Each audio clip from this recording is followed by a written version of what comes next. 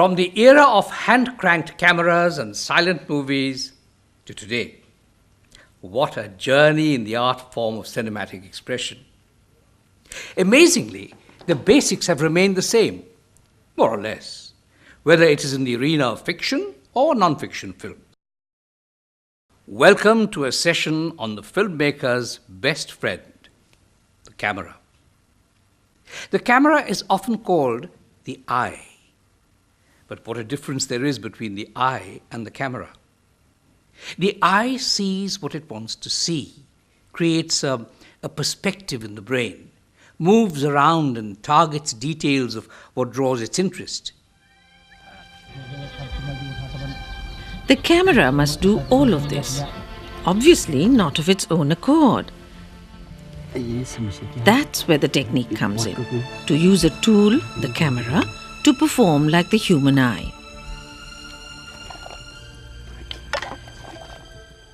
This is not a do's and don'ts video about the camera. Creative work cannot be slotted so easily. But yes, there are some basic rules, some aspects which are given, so to speak, in the absence of which footage can be such a great disappointment. All cameras have the basic elements of critical importance: the viewfinder, focus ring, the zoom, aperture. Whether you shoot yourself or someone shoots for you, it serves well to read your camera manual thoroughly. Companies spend a lot of time, research, and money to bring out these manuals. Understanding your camera goes a long way in being able to use it at an optimum level. Depending on the cost, every camera has its own advantages and limitations. Knowing the limitations saves a lot of heartbreak on location and spares you surprises when you preview the shooting tapes.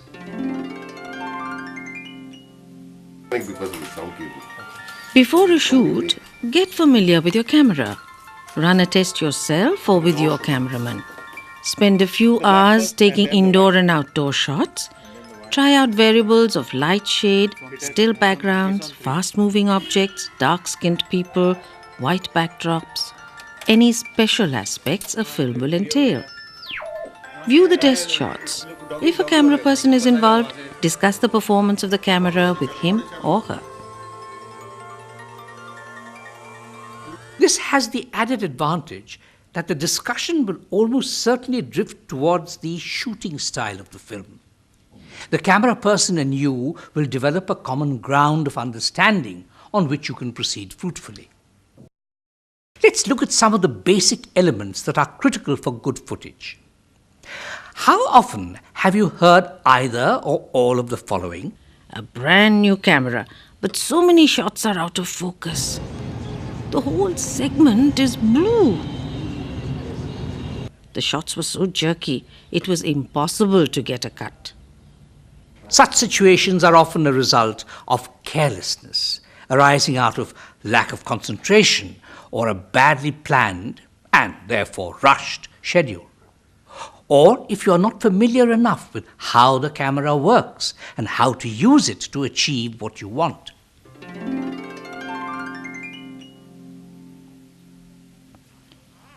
Every location has several sequences with various segments. Each segment has variables and components that need to be highlighted. The long, mid, and close shots need to be shot for each of these segments. Complete concentration on the camera is therefore essential. The back focus, white balance, black and white contrast, the lens, proximity to the subject, setting up of the tripod, checking its level. The entire drill can be mastered through impeccable discipline. And once you have that, you will thank yourself at the editing table.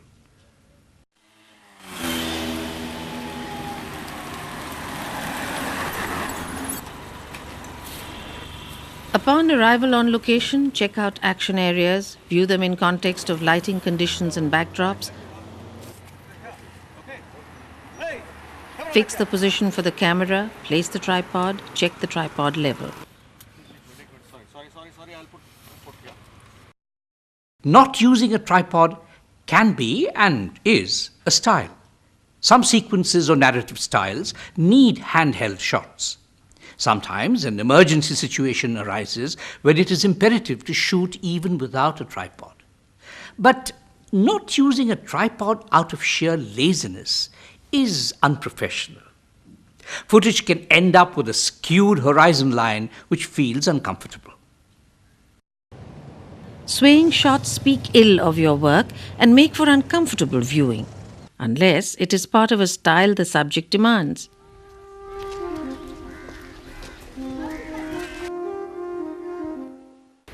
After placing the camera, run your white balance. Recheck your focus and aperture. Do a dry run. Be alert. Roll.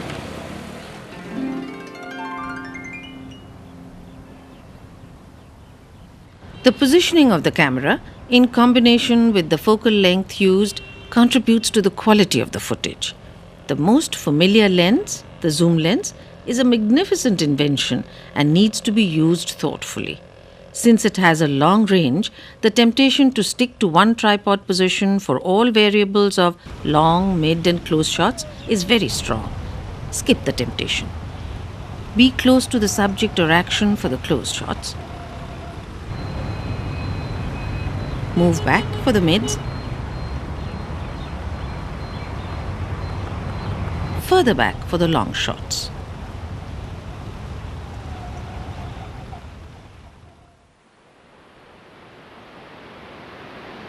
Use the zoom for what it can truly accomplish. The zoom lens is great for revelation, for giving perspectives, setting dimensions in place.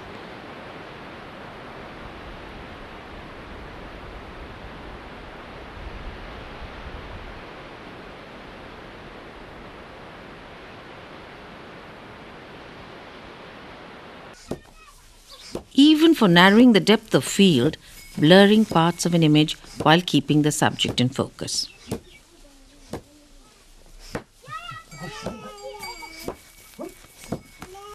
For some of these very same shots, the other familiar lens, the wide-angle lens, gives a different feel of more expanse with everything in focus. It's fascinating to see how the same image works with different lenses. Gives a different feel to the same shot.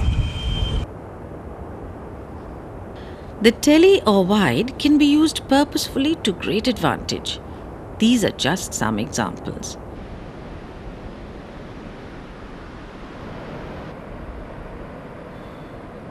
Creativity and an alert eye can give magic to so many visuals.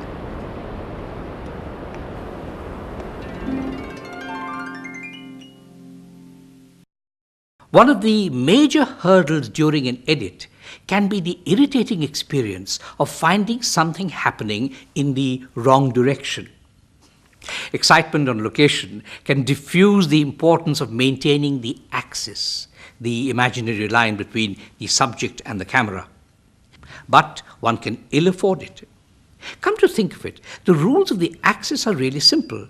It is usually a matter of remembering it during the shoot. The axis runs across the center of the subject or action area. The options for camera positions are all to one side of the axis. Cultural things like for anybody to spend $40 a day or $50 a day or I didn't do very well, but I didn't do genre. No, even then, I mean, it's become interesting now with the new curriculum. Yeah. We were the first batch. We were the guinea pig. Pretty new. And these are the kind of shots that can then be correctly cut during editing. Find somewhere in South Campus to come to. So you do get. The camera cannot jump the axis line. It didn't develop as like. Simply because this is what will happen while editing. A surprise one can ill afford. Situation. You know, it can also just be an everyday thing. Axis rules apply outdoors as well. If you need to shoot from across the street, make sure a shot with camera movement or action takes the viewer across the axis line.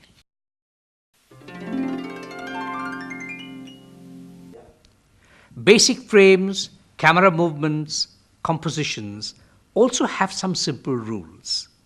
These rules are like grammar in written language. The better you follow them, the easier it is for the viewer to understand your visual story. But, more important, grammatical mistakes at this stage can cause serious problems at the time of editing, especially in structuring a sequence, which is like writing a proper paragraph that links to what came earlier and what comes after. Rules for shooting need not be viewed as constricting. There is still an entire world of creativity to explore beyond them. At the risk of being seemingly simplistic, really no camera session is complete without going over the long shot, mid shot, close shot. The mid shot and long shot are invariably relative to the close shot. This is as much a close, mid, long combination as this.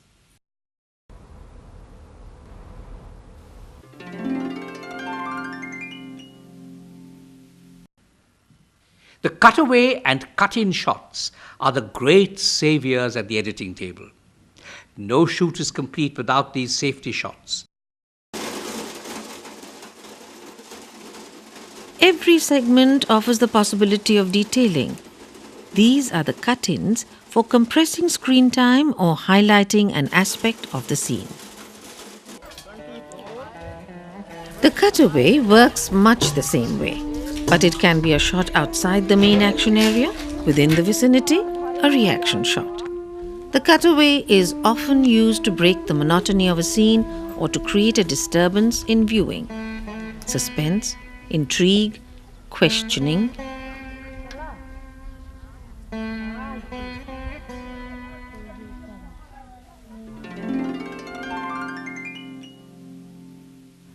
The role of the camera becomes truly critical when you begin to choose what and how you shoot an image. What you choose to shoot is an interpretative choice. What you choose becomes significant for the viewer, implies something, is an unconscious directive towards what you intend to convey or emphasize. Obviously then, these choices cannot be random choices.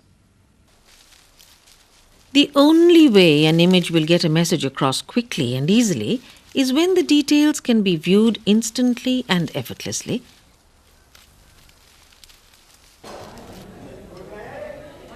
Anything that causes discomfort of perspective to the human eye and brain will be distracting and disturbing.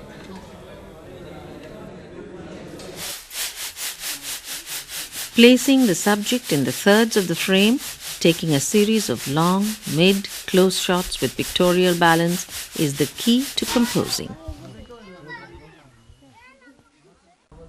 Concepts of too much headroom or no headroom make for bad composition. I went to Sana and I went to Mothers International. Already associated with something else. Yeah. Or they pick it up in the third. You usually never really see a human being with such an awkward view. Yes, you have to if you want.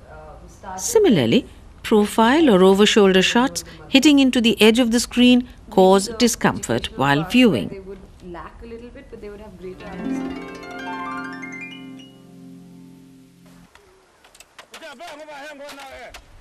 The cardinal rule of thirds is one of the first rules of composition in photography. In moving images, it generally works more as a guideline than a rule. What is the rule of thirds? The concept is based on mentally dividing the viewfinder or the frame with imaginary lines. 2 vertical and 2 horizontal.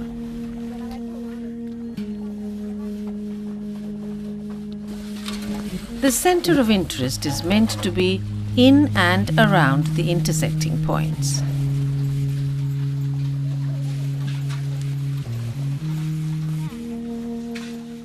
Originally, painters devised this concept as a guide to improve balance in a picture. It is a mechanical aid that, with practice and time, should become a creative instinct.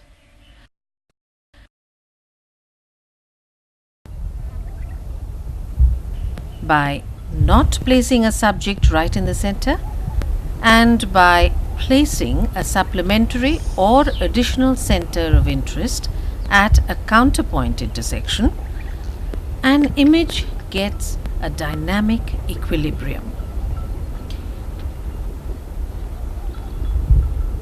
The simplest example is the horizon.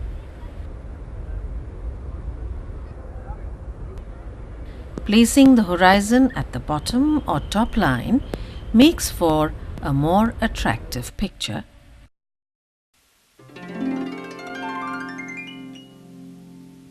Combinations of various camera movements, along with these basic framing rules, offer a platter of options during editing.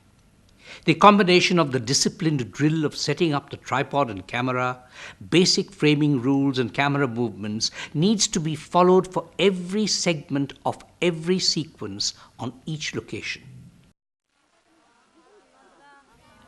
Watch how the camera is using a movement to reveal or lead into a scene.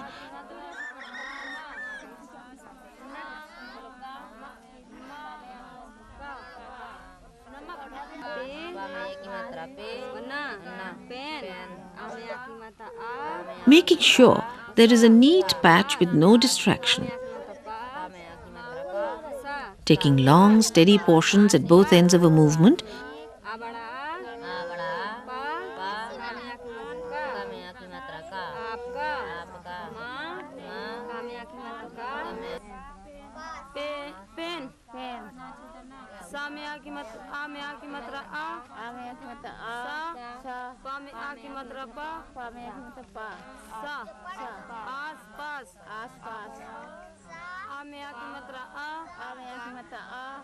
with reverse movements because you never know what the editor will need for a cut.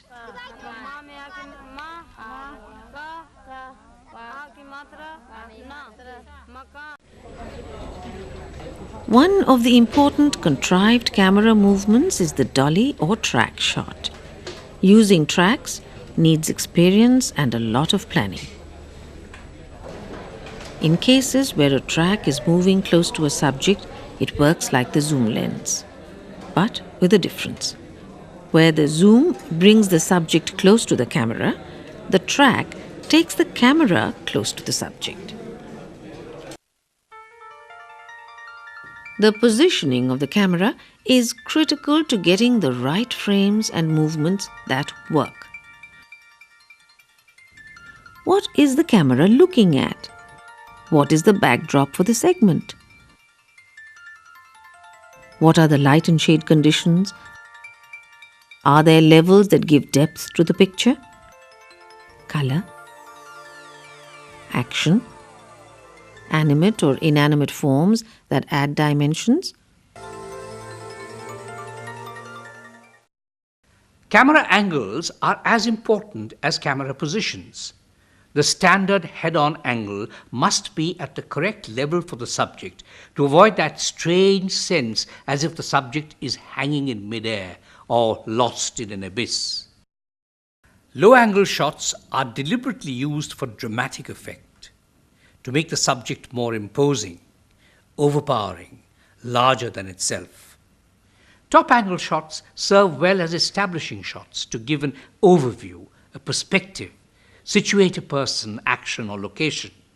But it can also send a wrong message when unwittingly misused, because the top angle carries a sense of putting things down into a well down below.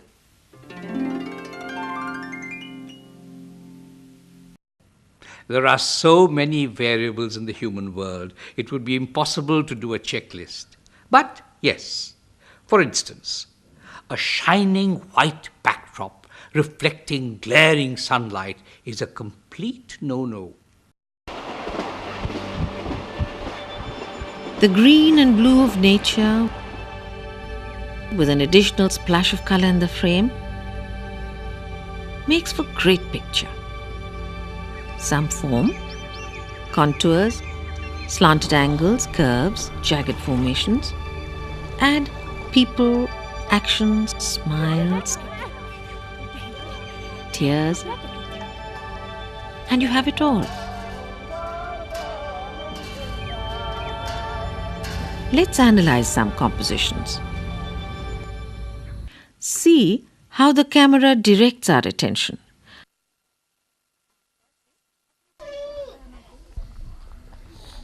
How the camera movement reveals the subject. How the combination of framing and movement influences our emotional response.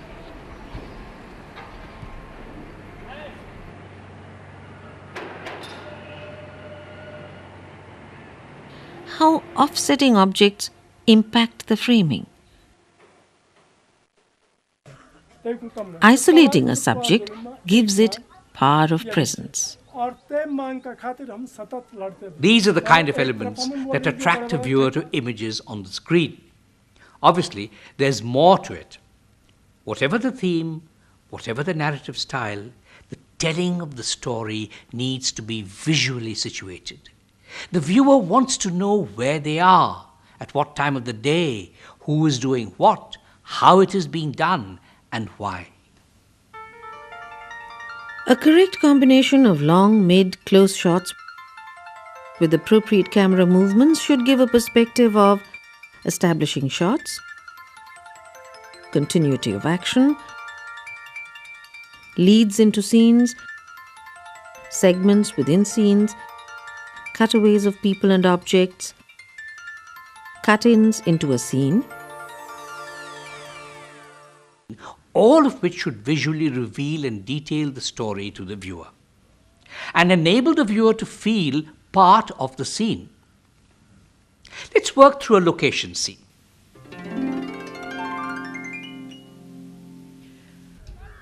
The crew has reached a village somewhere in central India. Dawn or dusk would be ideal for shooting. If possible, a remote hilltop for a top-angle establishing shot. Before the light changes too much, into the village to pick up segments. Each segment will demand attention.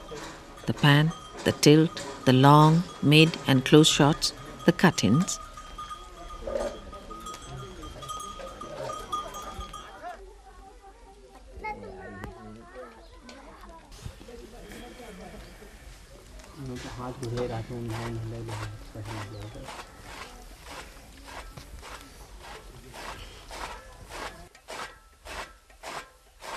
If the basic shots are in position, editing and narration writing can evolve as the story demands, without hurdles. It works much the same way for action-related or in-scene segments, where continuity of not just the eye, but of the action is the critical element. A self-help group collects apricot seeds for crushing. Simple enough, but disastrous on the edit table if the cutaway or cut-in shots needed for continuity are not in position. In some situations, it can get tricky. Take a carpet weaver, for instance. The woven portion will keep increasing while the shooting proceeds. So, you need to identify those cutaways that will help cover the time lapse. Faces, hands, the grid, and so on.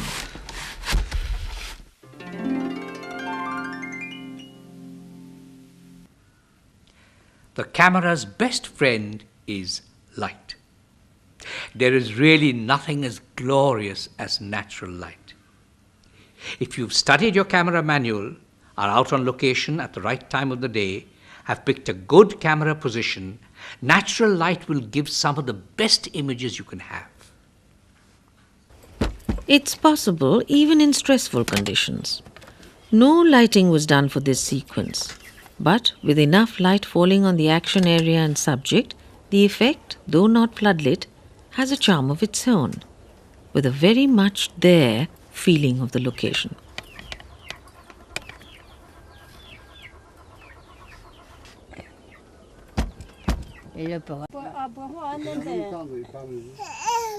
No artificial lighting was done here either.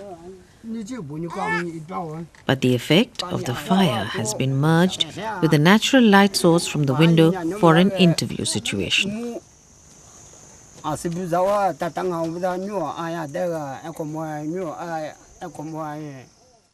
But there are always occasions that do need lighting. First, check if a few reflectors can do the job.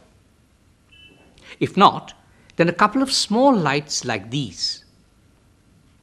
For documentaries, big lights should be the last option because they need a lot of arranging, setting them up, attracts attention, and there is always the risk of losing out on the action. When lighting is unavoidable, you usually have to innovate in spite of knowing the rules. The basic lighting situation consists of 3 lights. A backlight to separate the subject from the background, the key light, which is the main source to light the subject. This is where the fill light comes in. The fill light brightens the other side and kills the shadows.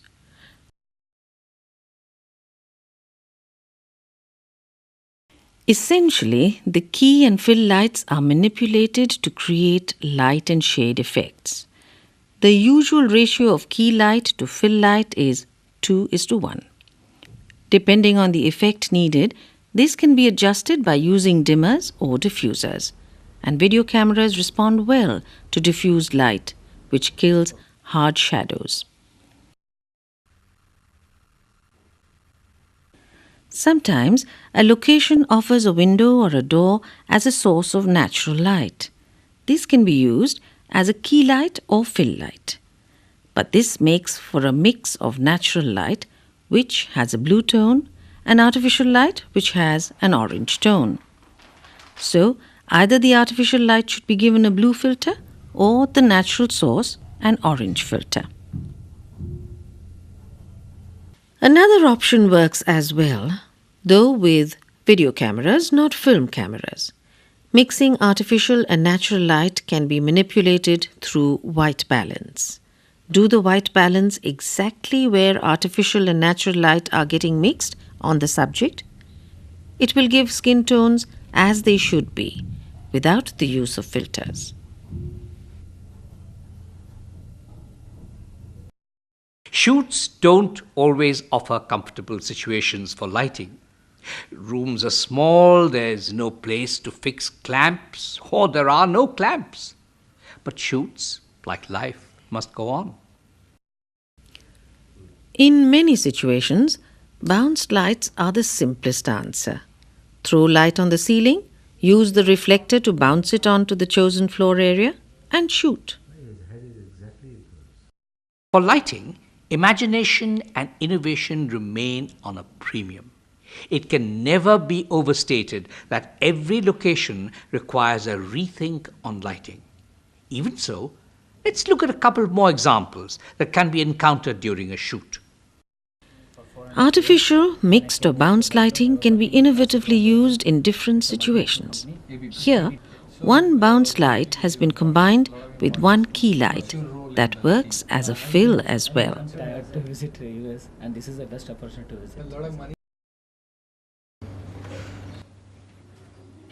In large areas, well, simply put, larger the area, more the lights. Apply the same 3 lights basics in multiples and bounce lights to get a bright picture. That's a long, complex journey into the world of camera and lights. We hope you enjoyed it. Look out for our other videos in this series meant just for you.